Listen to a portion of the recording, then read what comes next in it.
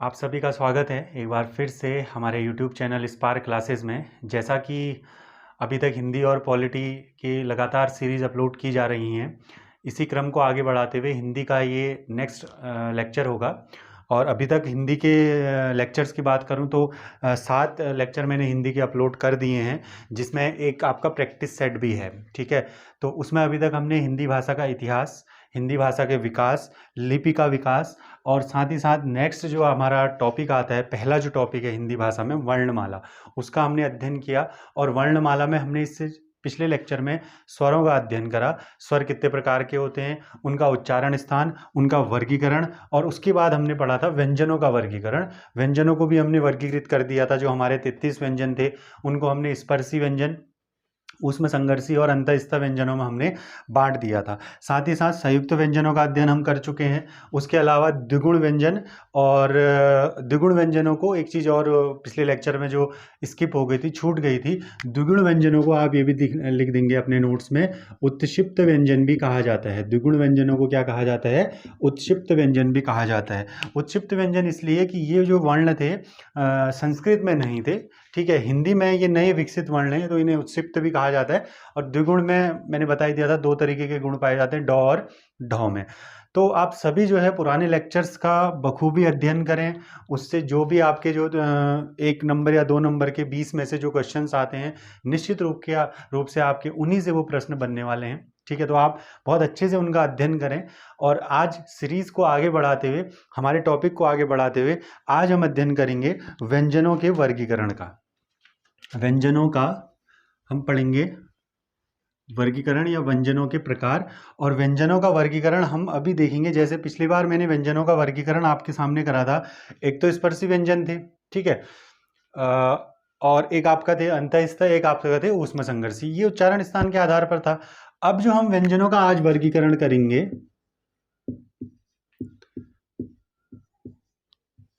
व्यंजनों का जो वर्गीकरण हम आज करेंगे, वो आज हम 2 प्रकार से करेंगे। यहाँ से बहुत जनरल क्वेश्चन पूछे जाते हैं। ठीक है, बहुत इजी टॉपिक है, 1 नंबर आपके आराम से यहाँ से निकल जाएंगे। ठीक है, बहुत आराम से आपने इसे समझना है, समझते हुए चलना है। तो व्यंजनों का आज हम जो वर्गीकरण देखेंगे वो हम 2 प्रकार से देखेंगे। एक तो हम देखेंगे घोषत्व के आधार पर। नंबर 1 हम किसके आधार पर देखेंगे? घोषत्व के आधार पर। नंबर 2 हम देखेंगे किसके आधार पर? प्राणत्व के आधार पर। अच्छा, आपसे क्वेश्चन पूछा और इसी को मैं अभी स्वरों से रिलेट कर दूंगा। इसी घोषत्व को, इसी प्राणत्व को स्वरों से भी मैं रिलेट कर दूंगा कि घोषत्व के आधार पर स्वर क्या होते हैं, प्राणत्व के आधार पर स्वर क्या होते हैं। ठीक है, तो चलिए, घोषत्व के आधार पर अगर देखें तो स्वर 2 प्रकार के होते हैं। घोषत्व के आधार पर स्वर 2 प्रकार के होते हैं, जिन्हें हम कहते हैं अघोष और सघोष। इन्हें हम क्या कहते हैं? अघोष और सघोष। अभी मैं एक्सप्लेन करूंगा, पहले आप ये लिस्ट बना लेना अपने पास कि व्यंजनों का वर्गीकरण घोषत्व और प्राणत्व के आधार पर। घोषत्व के आधार पर 2 तरह के होते हैं, अघोष और सघोष। प्राणत्व के आधार पर भी 2 तरह के होते हैं, अल्प प्राण और महाप्राण। अल्प प्राण और महाप्राण। ठीक है, इसको आप नोट कर लेंगे, अल्प प्राण और महाप्राण। ठीक हो गया। अच्छा, जो आपके 33 व्यंजन्स हैं, मैं उन्हीं की बात कर रहा हूँ। ठीक है, उसके इतर आपने जाना ही नहीं है। अगर आपको 33 व्यंजन पता है तो उन्हीं में से आपने कौन सा अघोष होगा, कौन सा सघोष होगा, कौन सा अल्प प्राण होगा, कौन सा महाप्राण होगा, ये समझना है। मैं क्वेश्चंस का एक टाइप बता दे रहा हूँ। जैसे वो आपसे पूछेगा गौ किस प्रकार का व्यंजन है, नीचे आपके ऑप्शन इस तरीके से दिए जा सकते हैं।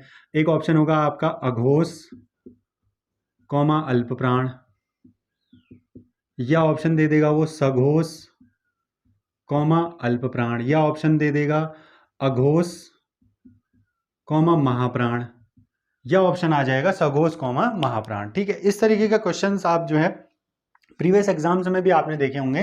तो ये क्वेश्चंस आप निश्चित रूप से आज ये समझिए कि हमने तैयार करके चलना है लेक्चर के अंत तक। ठीक है, और उसके कुछ छोटे छोटे तरीके होते हैं, वो भी हम चलेंगे। फिलहाल घोषत्व और प्राणत्व ये चीज़ याद कर लिया, नोट समझ लिए। अच्छा, इसको फ्लो डायग्राम से ही बनाते हुए चलें तो ज़्यादा आपको बेनिफिट होगा। और कोशिश यही करें कि नोट्स आपके मैक्सिमम जो है वो फ्लो डायग्राम के तरह से रहें। ठीक है, क्योंकि उससे क्या होता है ना कि आप जब रिविज़न करेंगे तो रिविज़न करने में थोड़ा समय जो है वो कम लगता है। ठीक है, चलते हैं अब नेक्स्ट हम चलते हैं घोषत्व के आधार पर। हमने 2 भाग तो देख लिए, अब हम देखते हैं घोषत्व के आधार पर व्यंजन आपके कौन कौन से और कितने प्रकार के होते हैं। 2 प्रकार के। नंबर 1 अघोष, पिछले बार अभी बात कर दिए, अघोष और सघोष। अच्छा, सबसे पहले समझते हैं घोषत्व क्या होता है। देखो, घोषत्व कहा जाता है कि व्यंजनों के उच्चारण में स्वर तंत्रियों का कंपन क्या कहलाता है, घोषत्व कहलाता है। व्यंजनों के उच्चारण में स्वर तंत्रियों में कंपन, स्वर तंत्रियों, अगर आपके पास क्वेश्चन आए कि घोषत्व का संबंध किससे है, तो आप किससे कहोगे, स्वर तंत्रियों से है। किससे है, स्वर तंत्रियों से। अब वो संबंध दो तरीके का होगा, अघोष और सघोष। अब अघोष क्या होगा, जहां पर जिस वर्ण के या जिस व्यंजन के उच्चारण में स्वर तंत्रियों में कंपन नहीं होगा, जिस व्यंजन के उच्चारण में स्वर तंत्रियों में कंपन नहीं होगा उसे क्या कहेंगे, अघोष। उसका विपरीत क्या है, सघोष है। तो सघोष को हम क्या कह देंगे, जिन व्यंजनों के उच्चारण में स्वर तंत्रियों में क्या हो जाएगा, कंपन हो जाएगा, तो हम उसे क्या कहेंगे, सघोष कहेंगे। तो अघोष और सघोष की डेफिनेशन आपकी ये है। सबसे पहले समझेंगे घोषत्व को। घोषत्व का मतलब होता है कि जिन व्यंजनों के उच्चारण में स्वर तंत्रियों में कंपन होगा, सिर्फ घोषत्व समझते हैं पहले। घोषत्व का अर्थ क्या होता है, थोड़ा सा करेक्शन करेंगे। घोषत्व का अर्थ होता है कि व्यंजनों के उच्चारण में स्वर तंत्रियों का कंपन। अगर स्वर तंत्रियों में कंपन नहीं होगा तो अघोष कहेंगे, और अगर होगा तो क्या कहेंगे, सघोष कहेंगे। अब आपने अगली चीज समझनी है, जो हमने पिछली क्लास में व्यंजनों के वर्ग समझे थे, ठीक है, पिछली क्लास में मैंने आपको व्यंजनों के वर्ग समझाए थे, स्पर्शी व्यंजन समझाए थे, जिन्हें वर्गीय व्यंजन भी कहा जाता है। फटाफट से एक बार रिवीजन कर लेते हैं उसका। कितने वर्ग थे, क, च, ट, त, प। ये बहुत ज़्यादा इंपॉर्टेंट चीज़ है, इसको अगर आपने समझ लिया तो आप समझिए कि आपकी आधी 60% वर्णमाला आपके खत्म हो जाती है। फिर छोटे छोटे टॉपिक्स बचते हैं, ठीक है। तो क वर्ग में कौन कौन से आते हैं, फटाफट से क, ख, ग, आप खुद भी इसको रफ में लिखने की कोशिश करें। अंगो, च वर्ग में कौन कौन से आते हैं, च, छ, सॉरी, च, छ, ज, झ और यों। इसको फटाफट से आप लोग भी लिखें, क्योंकि इसी से संबंधित आपका घोषत्व और प्राणत्व निकलेगा, ठीक है। अच्छा, ट वर्ग में कौन कौन से आते हैं, ट, ठ, ड, ढ, यों। त वर्ग में कौन कौन से आते हैं, त, थ, द, ध, न। और प वर्ग में कौन कौन से आते हैं, प, फ, ब, भ और म। फिलहाल अंतःस्थ में नहीं जाएंगे, सिर्फ इस टेबल के अकॉर्डिंग हम चलेंगे। हमको क्या देखना है, कौन सा अघोष है और कौन सा सघोष है। अच्छा, ये अपने वर्ग का क्या है, इसको हम क्या कहेंगे, प्रथम। ऐसे इसको हम क्या कहेंगे, द्वितीय। और ऐसे ही यह क्रम आपका आगे को फर्दर कंटिन्यू रहेगा, तीसरा, चौथा और पांचवा। तो यूनिवर्सल एक नियम है कि प्रत्येक वर्ग का, वर्ग यदि मैं कह रहा हूं तो स्पर्शी व्यंजनों की बात कर रहा हूं, ध्यान से समझिएगा। प्रत्येक वर्ग का प्रथम और द्वितीय, पहला और दूसरा, प्रत्येक वर्ग का पहला और दूसरा व्यंजन क्या होता है, आपका अघोष होता है, ठीक है, इसको समझिए। बाकी के जो तीसरा, चौथा और आपका पांचवा, ये आपके क्या होते हैं, सघोष होते हैं। ये आपके क्या होते हैं, सघोष होते हैं। पहला दूसरा क्या होगा, प्रत्येक वर्ग का, जैसे आपसे क पूछेगा, क, च, ट, त, प, ये सारे घोषत्व के आधार पर कैसे होंगे, अघोष होंगे। ख, छ, ठ, थ, फ, ये सारे घोषत्व के आधार पर, रटना नहीं है, बिल्कुल रटना नहीं है, बस इस टेबल को आपने दिमाग में बिठा लेना है। और इतना समय आपके पास होता है ऑब्जेक्टिव पेपर्स में, जो यूकेएसएससी अभी करा रहे हैं, आपके पास इतना समय है कि आपको अगर बिल्कुल दिमाग में भी ये नहीं है तो आप कहीं पर रफ पर जाकर के इसको बना लो, गलत नहीं होना चाहिए। यदि क्वेश्चन आ गया कि ध घोषत्व के आधार पर कैसा व्यंजन है, ठीक है, तो जल्दबाजी नहीं करनी है कि हाँ अघोष, सघोष, चौथा है, तीसरा है, आइडिया नहीं, बना लीजिए इसको, क्योंकि एक नंबर है, रिस्क नहीं लेना है, ठीक है, बना लीजिए। अब आप खुद ही देखिए, ध अपने वर्ग का कौन सा वर्ण है, चौथा है, अपने वर्ग का चौथा है, तो चौथा अपने आप ही आप देखेंगे क्या होता है, सघोष होता है। चौथा आपका क्या होगा, सघोष होगा, ठीक है। अच्छा, दूसरी चीज इतना समझ गए। अगला देखते हैं, जो आपके सॉरी, बीच में ये वाला शौ होगा, फिर आपका शौ, ये तीनों, इन तीनों की अगर मैं बात करूं, ये घोषत्व के आधार पर क्या होते हैं, अघोष होते हैं। तीनों शौ के नाम आपको मैंने पिछले लेक्चर में बता दिए थे, ता, मु, द, तालव्य, मूर्धन्य और दंत, ठीक है। तो यदि आपसे पूछा जाए कि शौ घोषत्व के आधार पर क्या होता है, तो आप क्या कहोगे, क्या होता है, अघोष होता है, ठीक है। और अगर हम अंतःस्थ की तरफ चलें, जैसे यो, रो, लो, वो, ये सारे क्या होते हैं, सघोष होते हैं। सारे क्या होते हैं, सघोष होते हैं। इसके साथ साथ एक ऊष्म संघर्षी व्यंजन को मिला दो, कौन सा, ह, ये भी क्या होता है आपका, सघोष होता है। अब देखिए बहुत ज़्यादा कन्फ्यूजन हो जाता है कभी कभी इस चीज़ में, तो कैसे याद करना है, देखो थोड़ा सा कन्फ्यूजन निकालने की कोशिश करें। देखो सौ, शौ, शौ, अगर आप घोषत्व के आधार पर चलेंगे तो अघोष हैं। देखिए सौ, शौ, शौ और सघोष में भी सौ, इसको आप निगेटिविटी के साथ इसको याद कर सकते हैं। जैसे तीनों सौ सौ में 100 आ रहा है, लेकिन ये सघोष न होकर के क्या है, अघोष हैं। ऐसे आप समझ सकते हैं, सिर्फ आपके याद करने के लिए कि आपको जो है 1 साल 2 साल तक ये चीज़ें याद रहें, इसलिए मैं बता रहा हूँ ये तरीका। किसी को नॉर्मल तरीके से याद हो जाता है तो ठीक है, अच्छी बात है, लेकिन कन्फ्यूजन क्या हो जाता है, देखिए यहाँ तो कन्फ्यूजन नहीं होता है कि पहला दूसरा आपको ये टेबल याद है। कभी कभी कन्फ्यूजन क्या होता है, वो पूछ देंगे 100 घोषत्व के आधार पर क्या होता है। अगर सीधे तरीके से आपको याद है तो अच्छी बात है, सीधे तरीके से याद नहीं हो रहा तो आप ये समझिए कि 100 100 100 इसके विपरीत होगा, अपने 100 के विपरीत ये क्या होगा, अघोष होगा, ठीक है। और आपको ये चीज ध्यान रखनी है, ऊष्म संघर्षी व्यंजनों में केवल ह ही ऐसा है, क्या बचा, ह बचा, वो कैसा होता है, सघोष होता है। और सभी अंतःस्थ व्यंजन, आप क्या कहोगे, सभी अंतःस्थ व्यंजन क्या होते हैं आपके, सघोष होते हैं। सभी अंतःस्थ व्यंजन घोषत्व के आधार पर क्या होते हैं, कहोगे आप, सघोष होते हैं, ठीक है। क्लियर हो गया, पूरी वर्णमाला, पूरे व्यंजन खत्म हो गए घोषत्व के आधार पर। तो अगर आप देखें घोषत्व, अघोष, कुल अघोष व्यंजन कितने हैं, अगर हम देखें, अभी मैं संयुक्त व्यंजनों की बात नहीं कर रहा हूं, उसकी बात आगे करेंगे, सिर्फ व्यंजनों का जो ये क्रम है, कुल अघोष व्यंजन अगर आप देखोगे तो कितने हैं, 10 आपको यहां से मिल गए और 3 आपको ऊष्म संघर्षी, 13 व्यंजन। कुल 13 व्यंजन क्या है वर्णमाला में, व्यंजन क्या है, अघोष है। बचे हुए कितने आपके व्यंजनों की संख्या परंपरागत रूप से कितनी होती है, 33, तो बचे हुए कितने, 20 आपके क्या होते हैं, सघोष होते हैं। अब क्वेश्चंस की प्रकृति को समझते हैं जरा, ठीक है। अगला फिर मैं आपको बताता हूं, अगर वो आपसे पूछेगा कि सघोष या अघोष व्यंजन लिखा है आगे भी, अगर पूछा है कि अघोष व्यंजनों की संख्या कितनी होती है, 13, ठीक है, सघोष व्यंजनों की संख्या कितनी होती है, 20।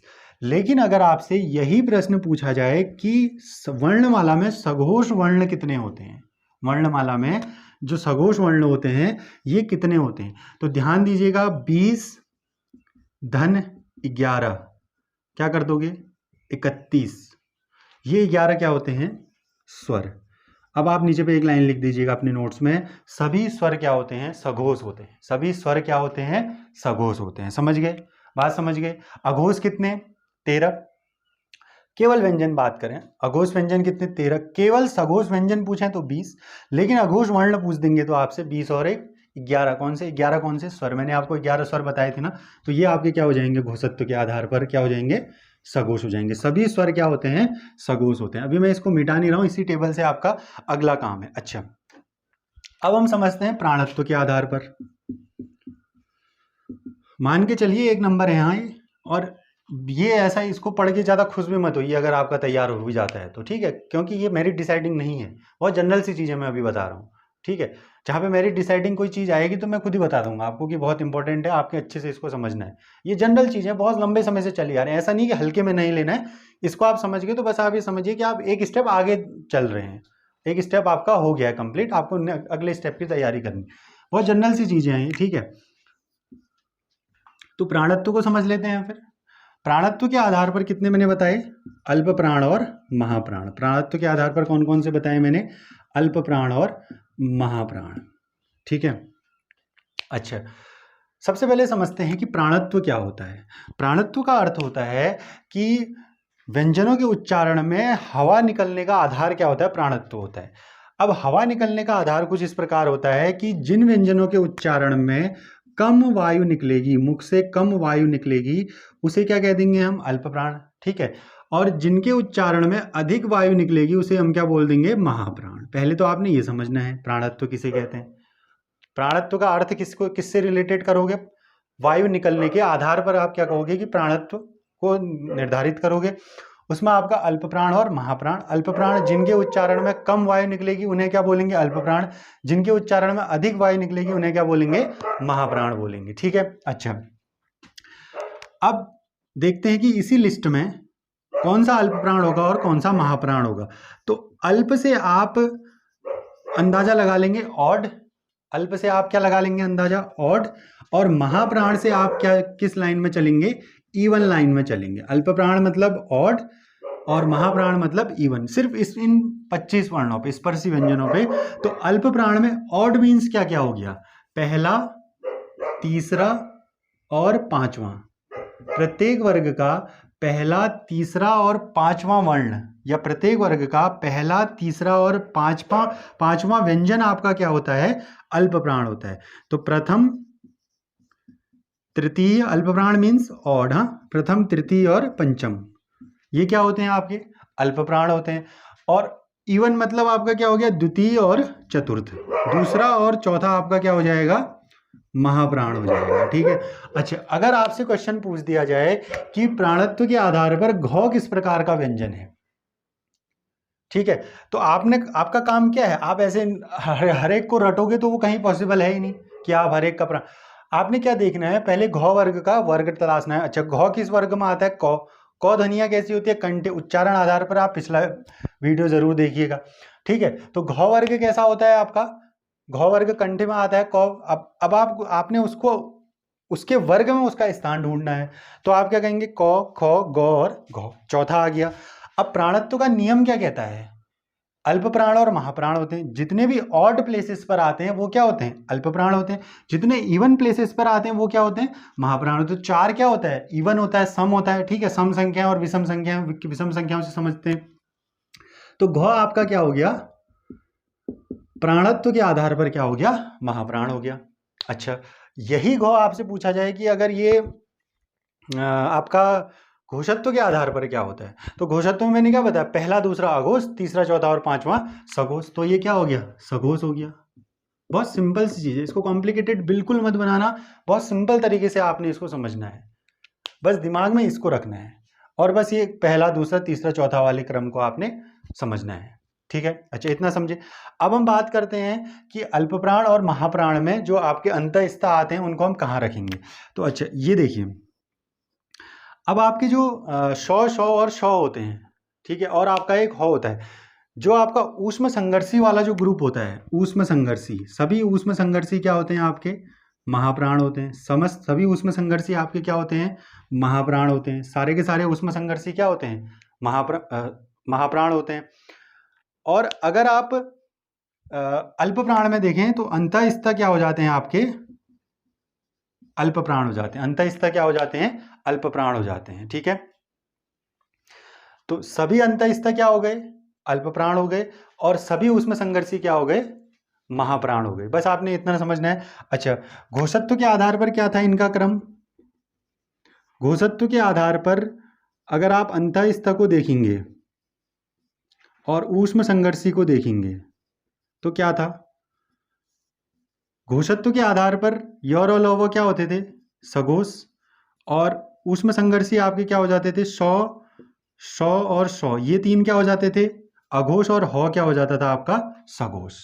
ठीक है। तो इस तरीके से आपने ये देखना है, इस तरीके से आपने इसको तैयार रखना है, और इस टेबल से आपके बहुत सारे क्वेश्चंस आपके बन सकते हैं, केवल एक ही क्वेश्चन नहीं, बहुत सारे क्वेश्चंस आपके इस टेबल से बनते हैं। तो यहाँ पर आके हमारा व्यंजनों का वर्गीकरण भी समाप्त हो जाता है। व्यंजनों को हमने, अच्छा, अब मैं बात करता हूँ स्वरों की। एक जो टॉपिक इसमें छूट गया, अल्प प्राण और महाप्राण में सभी स्वर क्या होते हैं। जैसे घोषत्व के आधार पर सभी स्वर क्या होते हैं, घोषत्व के आधार पर सभी स्वर मैंने आपको बताया क्या होते हैं, सघोष होते हैं, अभी थोड़ी देर पहले।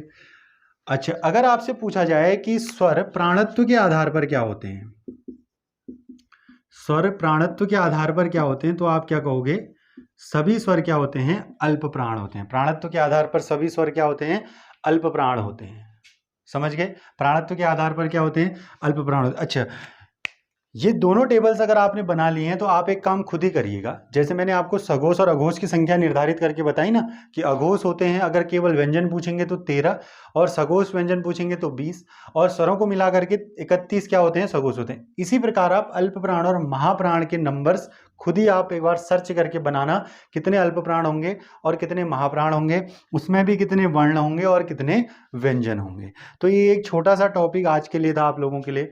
और इसके बाद हम वर्तनी शुद्धिकरण की ओर चलेंगे।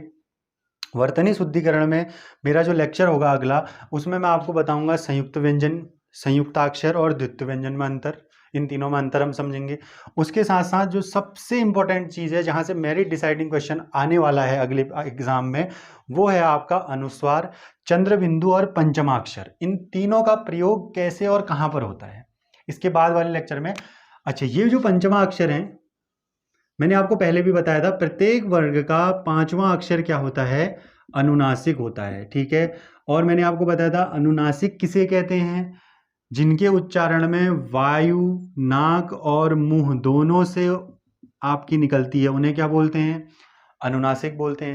अनुनासिक का ही विलोम होता है निरुनुनासिक या अनुस्वार। अनुस्वार कहें या निरुनुनासिक कहें, तो उसका अर्थ क्या होता है, जिनके उच्चारण में वायु केवल कहाँ से निकले, नाक से निकले। इन्हीं के बीच में एक आता है चंद्रबिंदु। इसका प्रयोग कहाँ होता है वो हम समझेंगे।